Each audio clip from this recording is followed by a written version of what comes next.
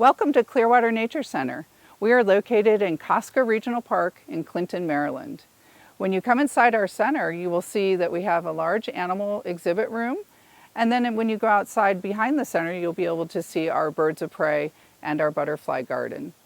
When you come to visit us in the future, you will need to make a reservation in advance.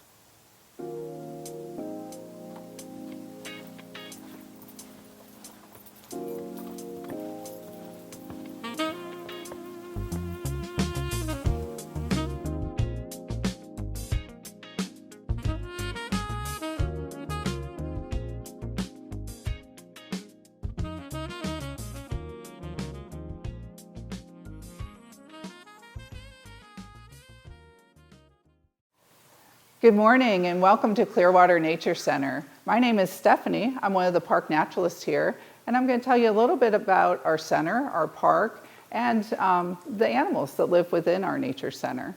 We have a collection of almost 35 animals, ranging from insects all the way up to birds of prey. So we have a large variety of animals for you to see today. During this presentation, I'm going to take some time to show you some of them up close. And we're going to start today with an insect. So this little critter is an insect. And how can I tell he's an insect? Because all insects have some common features. One of them is that they have 3 body parts. They have a head, a thorax, and an abdomen. Another feature of insects is that they have 6 legs. And so if you're able to see and count, you'll see that he has 6 total legs on the underside of his body. This insect is not a native insect, and the reason we use him, and he's from Madagascar. He's a Madagascar hissing cockroach. And the reason we use him is because he doesn't bite, he doesn't sting. He's big enough that you can see all his features. And so he's a really good representation of what an insect is. Our native insects might be too small, they might bite, they might sting. They might not hold still long enough for us to show you. So that's why we like to show you this particular insect. He has some other features that are very interesting. We, of course, have boys and girls. We have males and females. And the way you can tell this one is a male is he's got what we call horns. And so he's got 2 bumps right below his head. And that's how we can tell that he is a male. You'll also hear that he's making this hissing noise. Part of his name is Madagascar hissing cockroach. And he's doing that by pushing air through his abdomen. It's not coming out of his mouth at all. It's coming out of the lower part of his body. And he's doing that, he will do that if he's scared. He might be scared of me because I'm so much bigger than him and I'm holding him in place. But they also do that when they're fighting. The boys will fight to get girlfriends. And so if the 2 boys are fighting, they might make that noise. And sometimes they will just make that noise if they're just defending their territory. So that is our insect for today. Remember, a head, a thorax, and an abdomen, and 6 legs make him an insect. Here's another animal that lives here at our nature center, and he is a native animal. He's native to the state of Maryland and native to our park. And if you would go for a hike out in the woods here, there's a good chance that you would see this animal out walking in the woods. He is a turtle. He is an eastern box turtle, and very common around here. They do go into the water, but they spend most of their time on land, and so that's why you would see him in the moist woodland area. Why is he called an eastern box turtle? It's because if he gets really scared, he can actually completely close his shell like a box. And so if he were really scared, he will close up tight, and his whole shell will close up so that a predator can't get in and eat his, or bite his head or his legs or his tail. And so that's why he's called an eastern box turtle. They come in a little bit of variety of color. They may be yellowish, or they may be orange, or even almost reddish. And you can tell the boys from the girls because the boys have red eyes and the girls have yellowish eyes. They eat vegetables, so they're vegetarians. They're herbivores. They eat mushrooms and plants and fruits that they find out in the woods. And they're very good diggers. They also like to dig in the dirt and eat worms and other insects. So they're actually more of an omnivore. They'll eat a little bit of everything. They eat a lot of plants, but they will eat animals too. So that's really called an omnivore. And that's our eastern box turtle.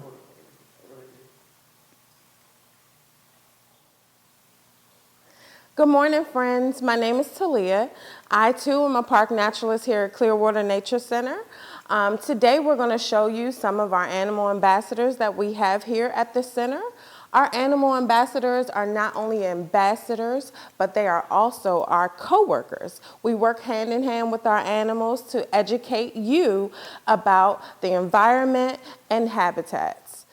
So, our first animal is a reptile.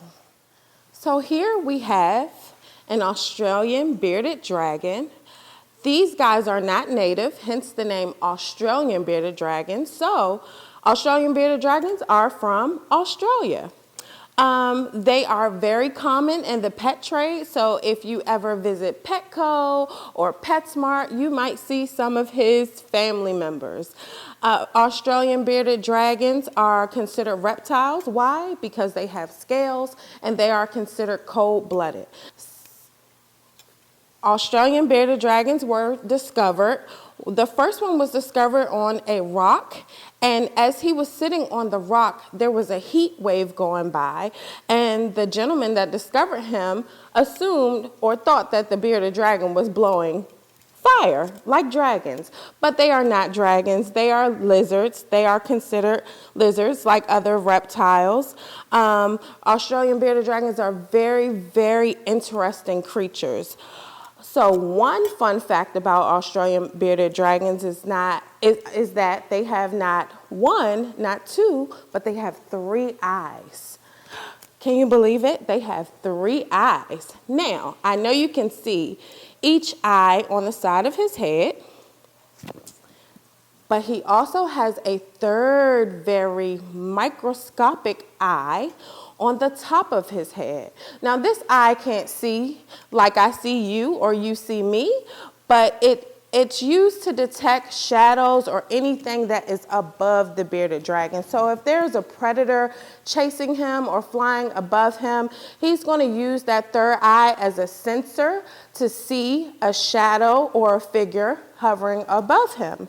So if you all want to try to see how his eye works, you can look up at the light, wherever you have a light in the room, and you're going to close your eyes.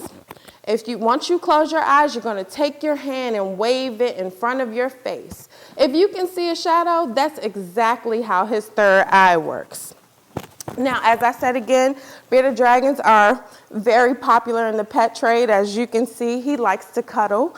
They are very docile animals, which means they're very calm, cool. They like to get cuddly. They all have their own personalities, and they are just a very wonderful animal to have as a pet.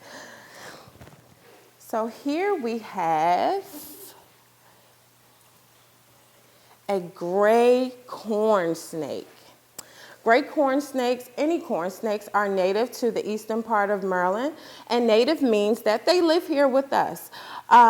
These guys are called corn snakes because one of the first people to discover a corn snake actually saw one in his cornfield. Now, the farmer assumed that the snake was eating the corn, but do we think that snakes eat corn? No, snakes don't eat corn. Snakes are meat eaters. So the snake that was in the cornfield was probably eating the mice that were eating the corn. Now, corn snakes are not venomous. Corn snakes are constrictors. And what constrictors do is they take their bodies and they wrap them tightly around their prey and kind of suffocate them. Corn snakes can only eat something that is as large as the widest part of his body. So he can't eat me, but he can eat something, a rodent or another small animal that is about the width of the largest part of his body, which is about right here. Gray corn snakes, red corn snakes, all kinds of corn snakes. They are very popular in the pet trade. They're actually a very good beginner snake. If you want to have a snake as pets, you can see these guys at a pet store, at your local pet store as well, because they are very popular as a beginner snake, because they are very, very docile, and a lot of people like to have these guys as pets. As you can see, he's very, very interested.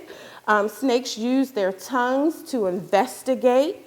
They don't have noses, so they kind of sense or smell things with their tongues. So right now he's trying to get a feel of what's going on here in the room. He wants to smell the environment to see what is happening. And he is also wrapped up in my microphone.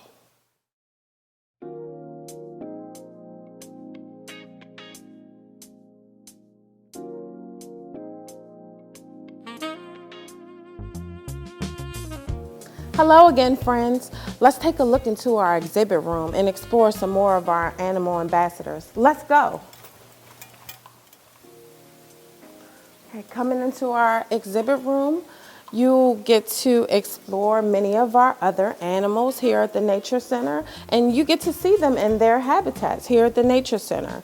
A big part of our job is to take care of these animals. So every day when we, as the naturalists, come in, we do a daily inspection of all of our animals to make sure that they look well and that they feel well. We feed them, we give them fresh water every day, and we make sure that their cages are clean for our visitors to see. Here we have another corn snake. This is our red corn snake. Here's the bearded dragon that we met earlier today. Down here, we have a rose hair tarantula, and maybe a little later you guys can get to see them a little closer.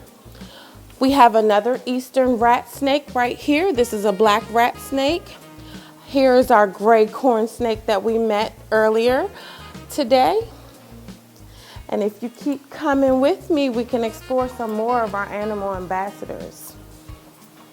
Here is another eastern black rat snake. He's about 6 feet long. He's really, really big. Now, black rat snakes are native to the eastern part of Maryland, as we discussed earlier. And what we mean by native is that they come from here. They live here in Maryland with us. These guys are not venomous. They are constrictors, which means that they wrap themselves around their prey until their prey stops breathing, and then they're going to eat their prey. So these snakes don't have venom. Again, they are constrictors. Over here we have another bearded dragon. We call him Bernardo. Down here we have another morph of a bearded dragon. As you can see, all of our bearded dragons look a little different in color or pattern. If you can see this guy right here, he is trying to see what's going on. What are we doing today? Down here we have an albino black rat snake. So although it's still a black rat snake, it lost pigment and color, so it is albino. So she kind of looks a little pink. We call her Rosie. Over here we have our Madagascar hissing cockroach habitat, where we have lots and lots of cockroaches here. And when you all can come into the Nature Center with your family, your friends, we can explore. This is our cave area. We have lots of fun things inside of the cave for our friends to do here. Along this side of the exhibit room, you see our mounds that show some native plants and animals on top. But if we go through this door, you'll see what it would look like underground.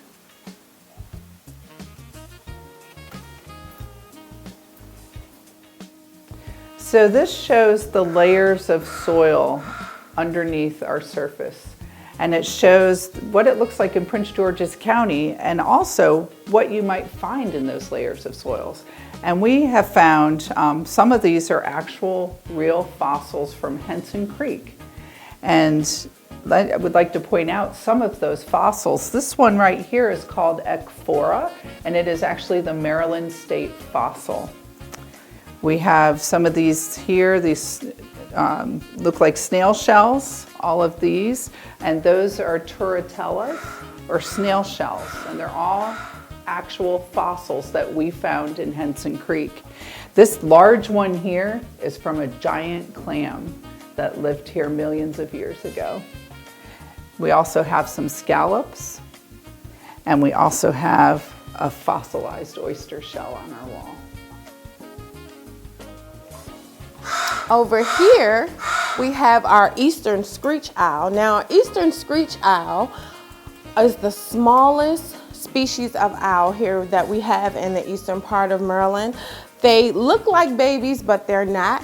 He's only about this big, so a lot of people think that they're a baby owl, but he's actually fully grown. We've had him for a little over a year.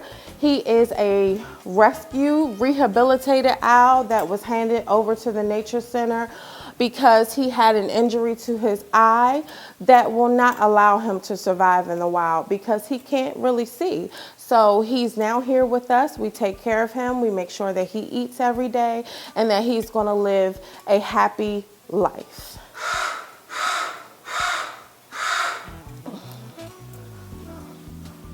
All right, friends, so this portion of our exhibit room, we have our native tree exhibit.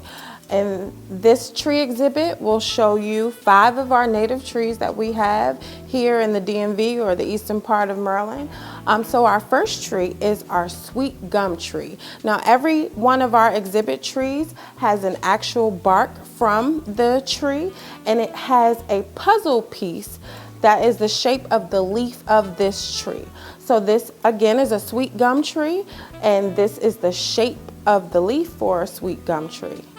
Next, we have our white oak tree. And as you can see the difference in the color from the sweet gum to the white oak tree. White oak trees are, again, native, and this is the shape of the white oak tree leaves. Next, we have a beech tree. Now, the beech tree, as you can see, is so much different than our other 2 trees. Beech trees are very, very smooth, and they're kind of gray in color.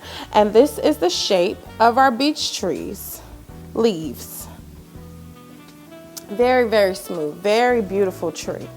Next, we have our tulip popular tree. And as you can see the difference between the beech and the tulip popular, the barks are much different. This bark is a lot more rougher and more ridges in it. And this is the shape of the tulip popular tree. Tulip popular tree leaves get extremely big. They get very, very big. Sometimes it's bigger than my head. I've seen these leaves. And lastly, we have our sycamore tree. Sycamores are also very smooth, not as smooth as the beech tree, but they are very smooth, unlike the tulip popular or the white oak tree. And this is the shape of our sycamore leaf. And I know you all heard all of this noise my friend was making here. This is our American crow. Now, this crow is so smart. Crows are actually listed as one of the top 10 smartest animals in the world. Crows are highly intelligent. He can actually make several different vocal sounds. He not only crows, but he barks like a dog. He says, "Oh, wow." And he growls like a wolf. So crows are very, very smart. They're very intelligent animals. As you can see, he has a lot of toys and activities in his cage because they're kind of like 2-year-olds. So as you can see, he's very, very active right now. He's trying to see what's going on. He likes attention, and he is one of our animal ambassadors, our American crow.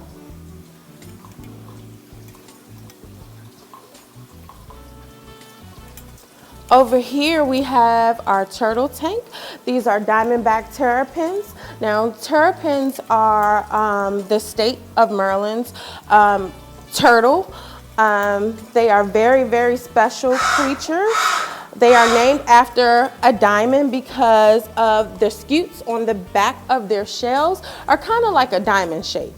So we have a light colored terrapin and we also have a dark colored terrapin. And right now our dark terrapin is basking, which means we have him out in a basking pen so he can get heat and kind of a sense of sunlight. And it's very healthy and it helps them with their shells. Over here we have our gray tree frog and he likes to hide. So I'm not sure if you will be able to see him. He might be in one of his little hideaways or he might be even under the dirt. But this is the gray tree frog habitat.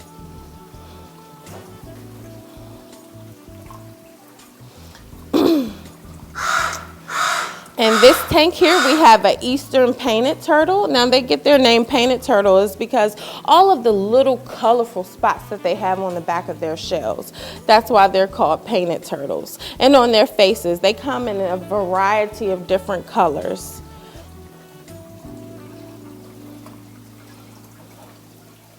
Next, in our next tank, we have a mud turtle. And he is in the back hiding, so we can't see him that good right now, but this is our mud turtle. And this tank here, we have our eastern musk turtle. Now, musk turtles and mud turtles are very, very similar. They are often mistaken for each other, but they are two different species. They do look very, very similar, but they're two different turtles. So again, we have the musk turtle and we have the mud turtle.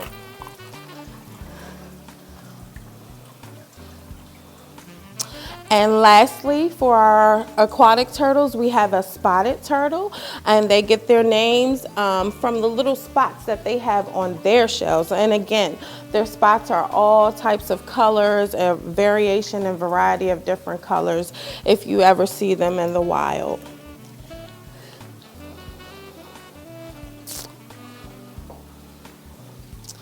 Now here, this habitat is our ball python. And I'm actually going to open this up so we can get a closer look. Okay, so we have our ball python. Ball pythons are not native to the eastern part of Maryland. They're actually from the sub-Saharan part of Africa, where it's very warm and moist. But they are another snake that is very popular in the pet trade. Ball pythons are very docile, very good to have as pets because they're very, very calm snakes. And down here we have Maggie, which is another eastern box turtle. You met one of our box turtles earlier, but we have 3 of them. So this is Maggie, this is our female, and she's our only female box turtle.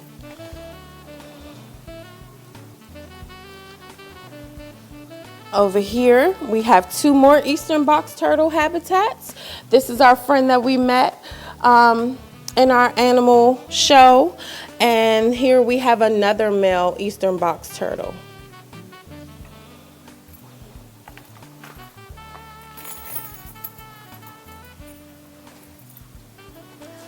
And that's all for our exhibit room, but we do have some other animals in and around the Nature Center. And we also have an aviary at the back of the Nature Center where we keep our birds of prey.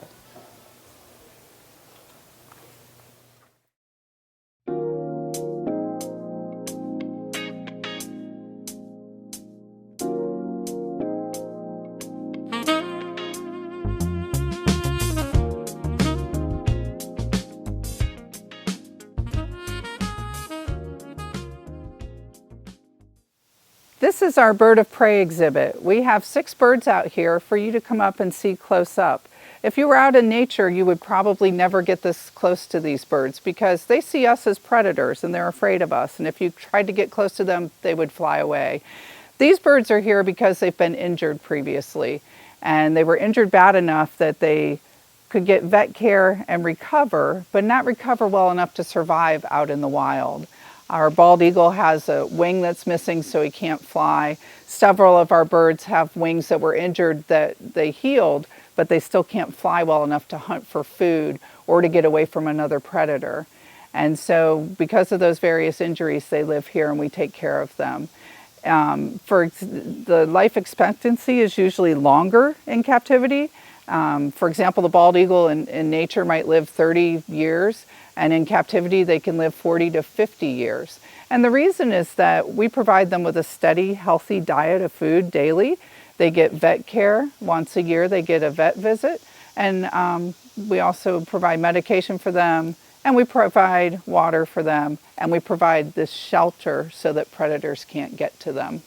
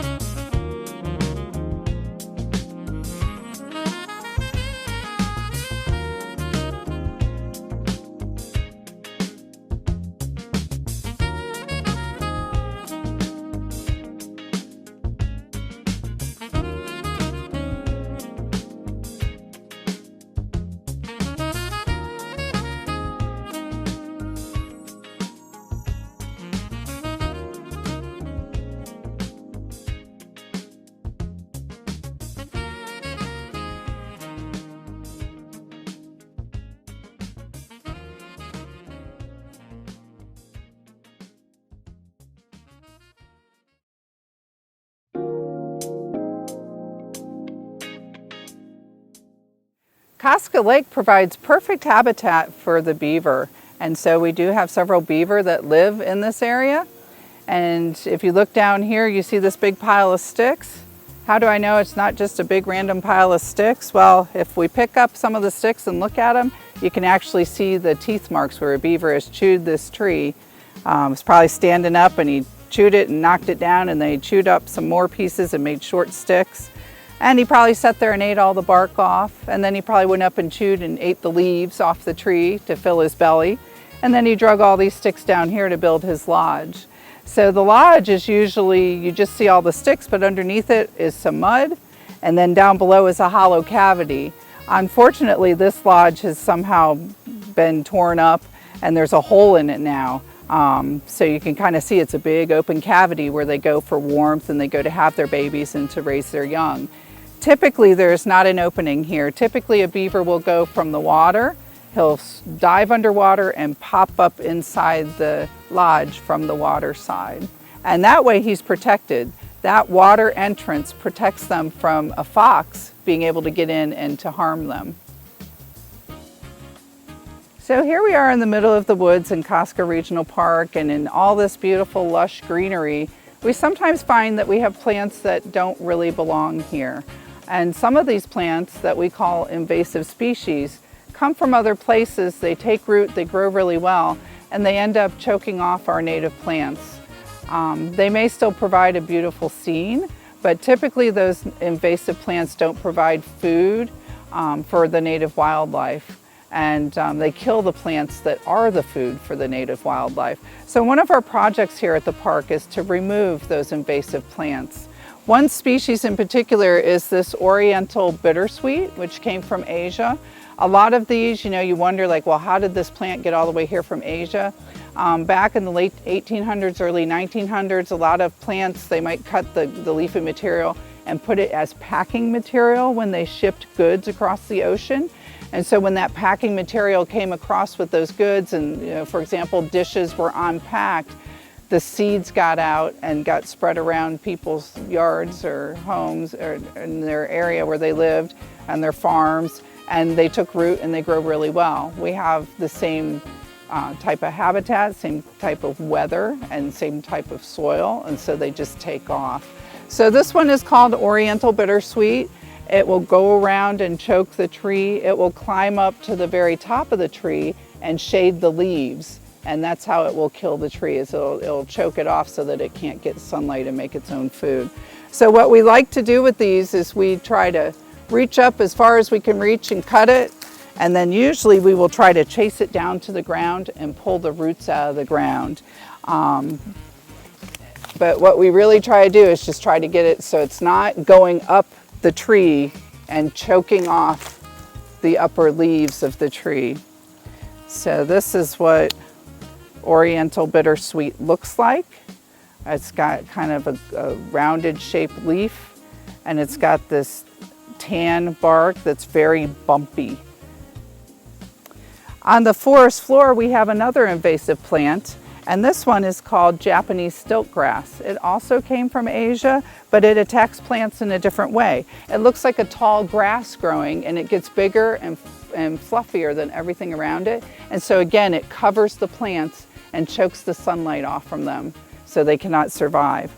One way to identify Japanese stiltgrass is if you're not sure it's the right plant, if you just gently pull it up, the roots will come off in your hand. So it pulls up very easily. Roots and all just come right up in your hand. Thank you for joining us today at Clearwater Nature Center in Casca Regional Park.